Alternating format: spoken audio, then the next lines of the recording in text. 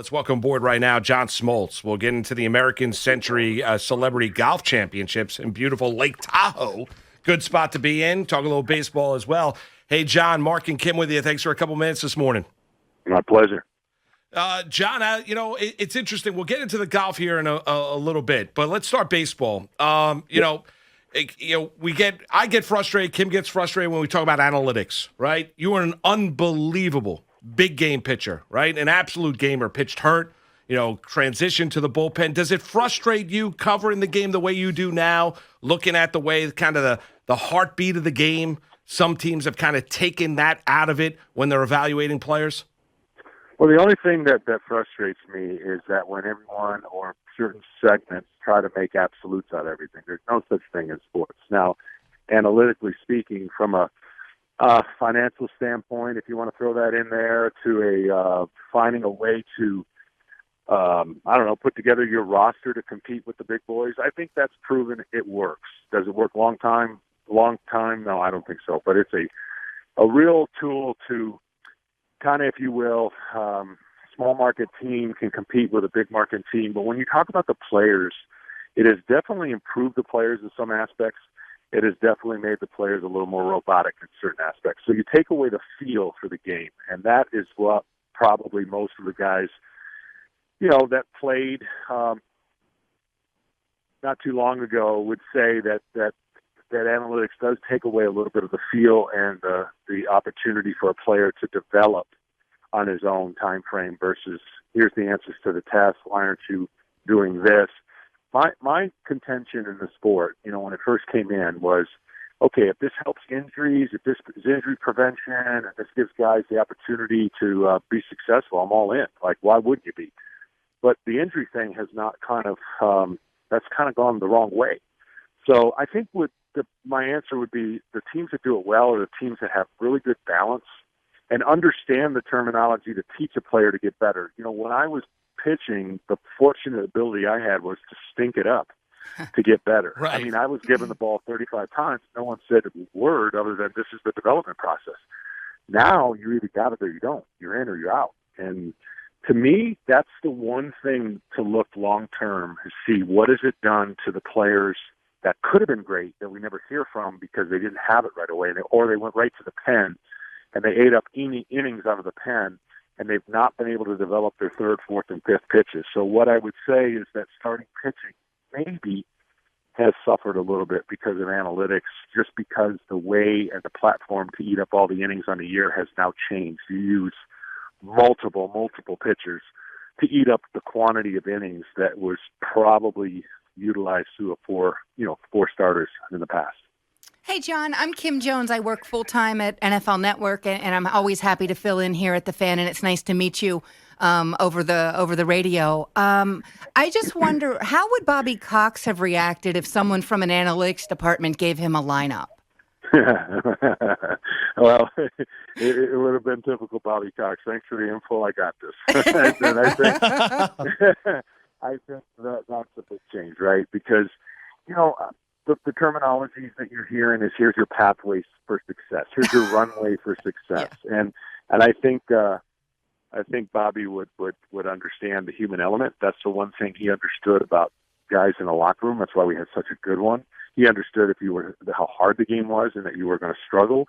I watched Bobby start a kid from the minors, and he went 1 for 30 or 1 for 35, and everyone was clamoring, like, what are you doing? Get him out of the lineup. He goes, the swing's fine. It's going to come. Just be patient. Sure enough, it did.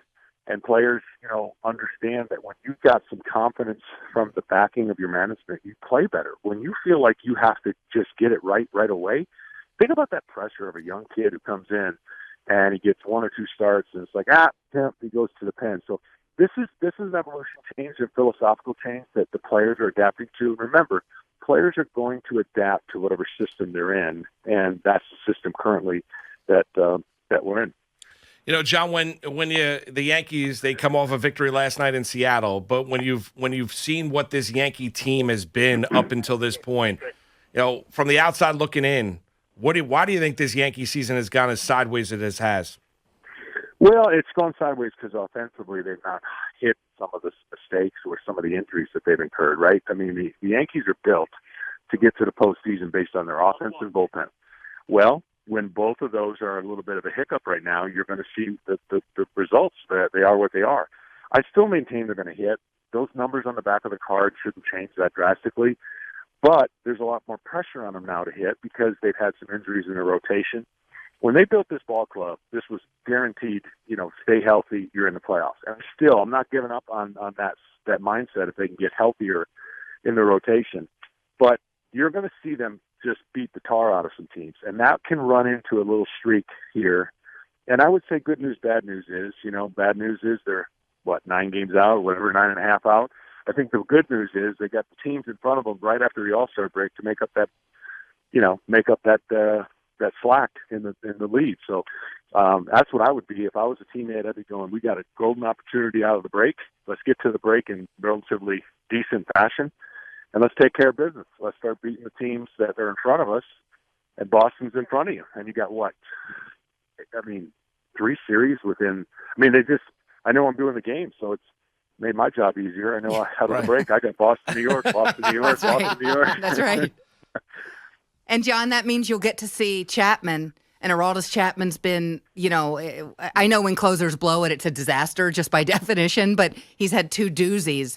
What would you say if he asked you for advice on kind of how to write things? Well, he doesn't need any advice. What he's going through, and I really believe this, and players aren't going to tell the truth. I think he's got something wrong with his finger. I think it's significantly hampered his control of his fastball because you can throw the other pitches.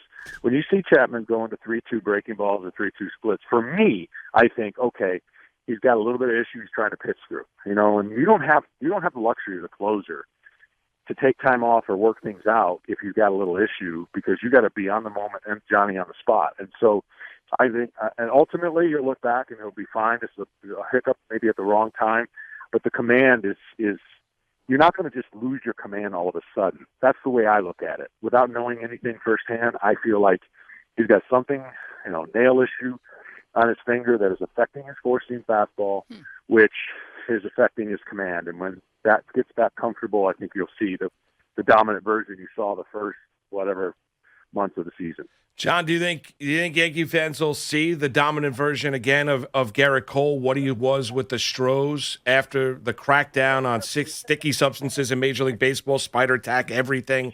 Guys getting looked at. What Garrett Cole is right now, John. This is what I've said about, look, pitchers are going to go through lulls. Is the timing great right now? No, because of the narrative. And that's just what it is. You know that as a pitcher going in. You're not going to forget how to pitch, and you're not going to forget how to be dominant with your pitch selection and your location. And again, I haven't seen every pitch that Garrett Cole's thrown, but he's not getting away with location misses. And that's called that confidence of the hitters having to feel like the pitchers are going to be less perfect and less efficient with their command and spin rate. There's a lot of contributing factors with the mind. All of a sudden, when this came out, hitters' confidence went up, and probably pitchers' confidence went down. But in the middle of the summer and the timing that this is all taking place, they're going to be fine. They're going to learn how to deal with whatever the difference is. I don't know what this stuff is. I've never seen it, so I can't speak to it. But I can tell you that some of the elite pitchers will still be the elite pitchers when the year's over. John, tell us a little bit about the event, Lake Tahoe here.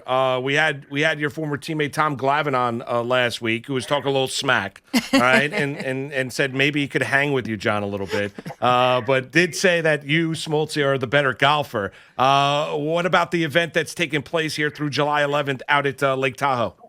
It's the greatest event in the world that we have for celebrities. You're talking about all these competitive juices of things that we've done in our other sports that we want to do now in this, in golf, and compete. And yes, my buddy Glav has been trying for years to beat me once. That's all he wants to do. We're playing together today in a practice round, and he's been taking a lot of lessons and grinding hard, but it's a blast. And yes, I'm supposed to be one of the favorites. It doesn't help when you haven't won. My only goal now is to be the oldest winner ever of Tahoe, but I haven't found a way to make a lot of birdies. I set the par record last year. That's not something you want to do. I had the most pars in 54 holes of anybody. So I'm trying to change that narrative and get some drain some threes and some birdies. John, the field is ridiculous. For one thing, you're going to have a little bit of a Braves reunion, as you and Mark just alluded to. But, Aaron Rodgers, Patrick Mahomes, Charles Barkley, who I just think is absolutely hilarious, and I have to believe he's hilarious at an event like the one you're going to participate in. Drew Brees. I mean, the list goes on and on. What is it like to be? Do you ever go like, oh wow, there's so and so, or you're one of the guys who people are saying, oh wow, there's John Smoltz. Listen, I'm not an autograph seeker, but I am a fan of a lot of these people, and I'll never forget the first time I saw Rob Riggle, who I think is absolutely hilarious. And I was at an event that was a celebrity softball game, and he was in the audience, and I was the captain along with Jack Morris. It was a '91 reunion in Minnesota, and I found it a perfect time in one of our captain's speeches to do a line that he had in The Hangover, and just to see his reaction. And it was one of these like, hey, we encourage everybody to utilize social media on the field. And I screamed, not up in here. And so I asked him afterwards how it played out. He goes, well played. There you go. I love it. So stuff like that, just getting to meet people you would never meet in your daily lives is an absolute blast. And That's it awesome. is the American Century Championship out in beautiful Lake Tahoe, and John is one of the favorites for the event. John, one more baseball question before we let you go, because you're a Hall of Famer. You were an unbelievable pitcher. We sit back and watch Jacob deGrom do what he does on the mound and marvel at it. What do you take away? What stuns you about just what deGrom does every turn through the rotation? Well, he's an evolution of a complete pitcher. What we talked about in the beginning, he survived the era. He was like in the beginning before this whole started. He absolutely has learned his body. He came on the scene with relative, he wasn't like the can't miss prospect type guy, and he has maximized velocity and location, which we haven't seen a rare combination. Today it's like chuck it, throw it, and let your stuff eat in the zone. He's my favorite pitcher to watch. He was my favorite pitcher to watch when I saw him the first time, and I did the debut of him on MLB Network because he had a gift, and that gift was arm side fastball that you just can't teach. And that's my full point about using your eyes and feel, and he's taken the game and gone to the levels that we've never seen because he's not consumed in one bucket. Like, he's not just consumed with velocity or analytics, or he's consumed with being the best version of he's a great athlete. And he's showing it. And I just couldn't, I tell you what, it's like, I don't say it very often because I have to be national and unbiased. But when it comes to him, it's hands down, it's the guy I would pay a lot of money to go watch pitch in today's game. Interesting. Great John, stuff, John. This fantastic. was really a pleasure. Thank you so much. Good luck this weekend, all right? And beat Glavin, all right? Or maybe, you know what? He's going to beat Glavin. John, let him win the practice round, all right? Okay. All right, let him win the practice round, all right? He's pleading. I mean, John, last week he was basically like, I just want to beat Smoltz. Well, he's at the range. He's been here for 45 minutes. I've yet to take a practice swing, and we'll see how it goes. I think we know. John, Thanks, enjoy it. You got it. All right. Bye.